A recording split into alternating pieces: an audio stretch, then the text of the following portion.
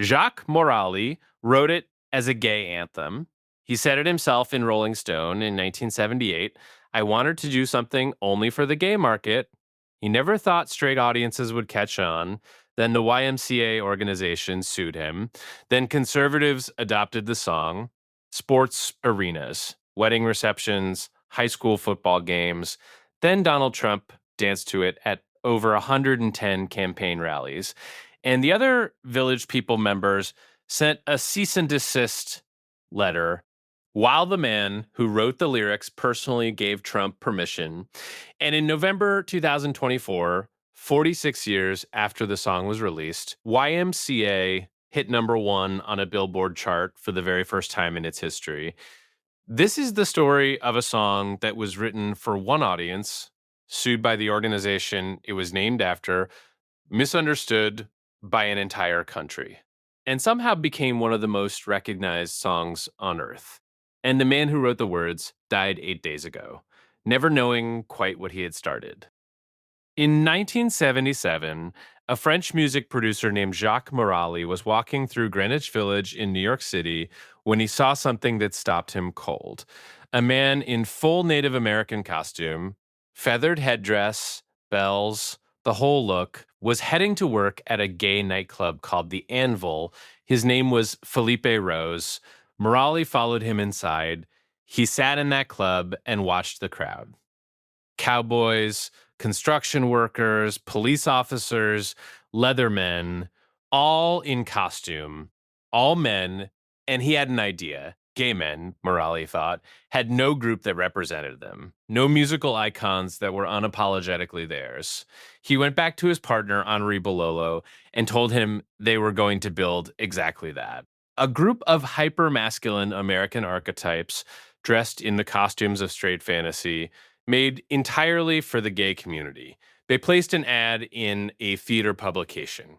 It read, "Macho types wanted, must dance, and have a mustache." Hundreds responded.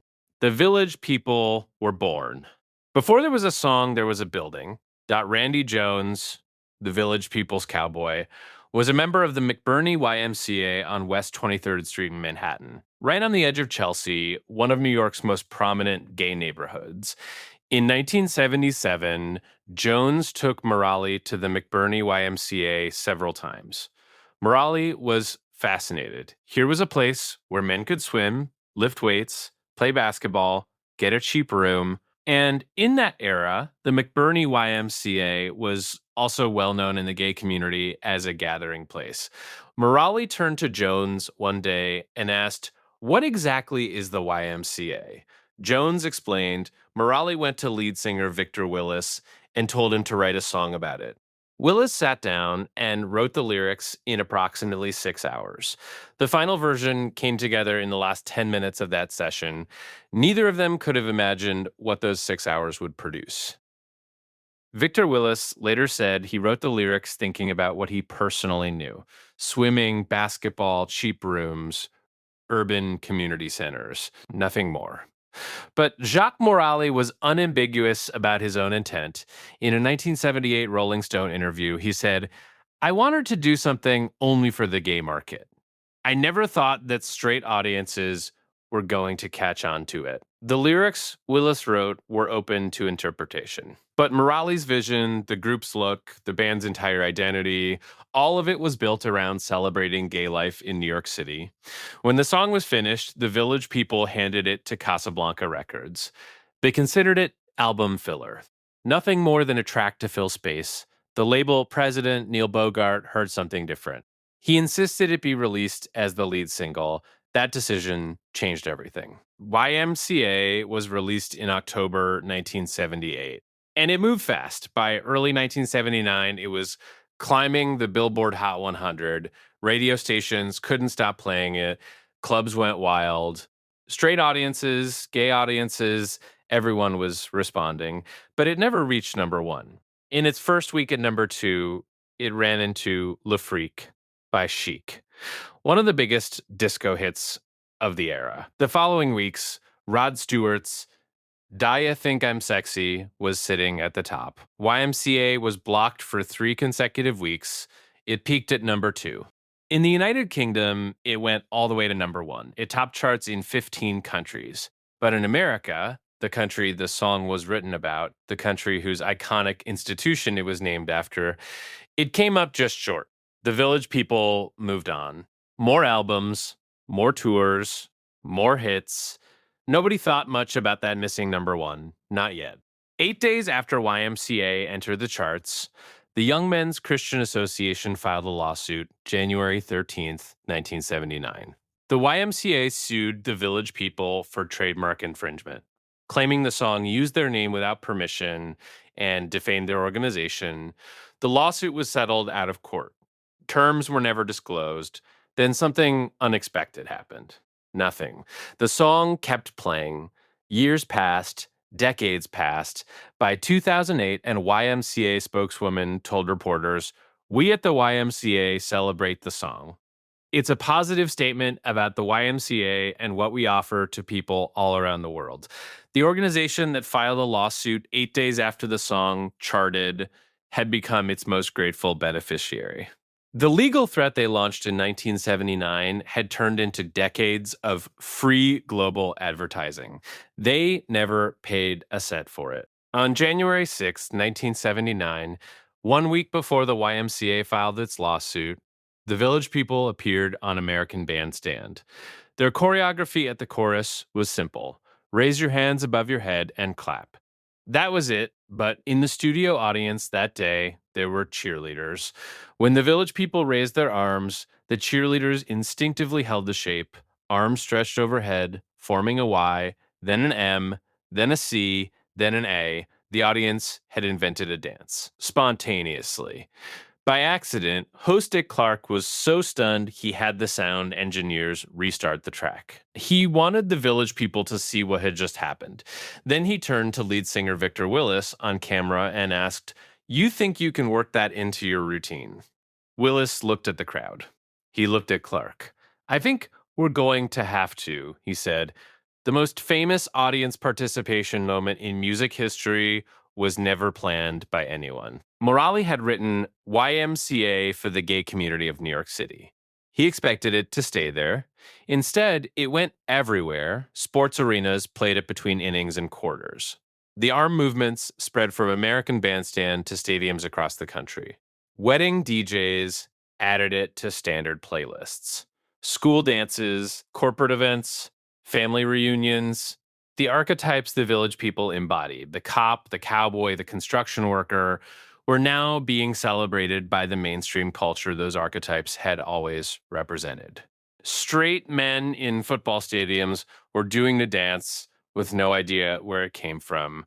Morali watched all of this with an expression nobody could quite read. He had wanted to give the gay community their own icons. He had succeeded. And then the entire world walked in and claimed those icons for themselves. Jacques Morali died in 1991. He was approximately 44 years old. The cause was AIDS-related illness. He had spent the 1980s watching the disease tear through the community he had built YMCA for. The gay men of Greenwich Village, of Chelsea, of the Anvil and Les Mouches, thousands of them were gone. Morali himself had been living with HIV for years by the time he died in Barcelona. He never saw YMCA added to the Library of Congress National Recording Registry. He never saw it inducted into the Grammy Hall of Fame. He never saw it played at a presidential inauguration. He created the Village People to give the gay community something of their own. He wrote the blueprint. He placed the ad. He heard the song in his head before anyone else did. And then he was gone at 44 before the full weight of what he had built could settle on him. In 2020, Donald Trump started playing YMCA at the end of his campaign rallies. And then he started dancing. The hip sway, the alternating fist pumps. Trump's version of the YMCA dance became one of the most photographed moments of his political career. He performed it at over 110 rallies during the 2024 campaign cycle. At one Pennsylvania town hall, he danced for nearly 40 minutes. The video went viral globally. The Village People were divided. several members demanded Trump stop. A cease and desist letter was sent. Then Victor Willis, the man who wrote the lyrics, stepped in and gave Trump his personal permission.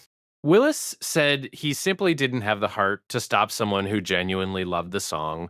On January 19, 2025, the Village People performed live at Trump's pre inaugural victory rally in Washington, D.C.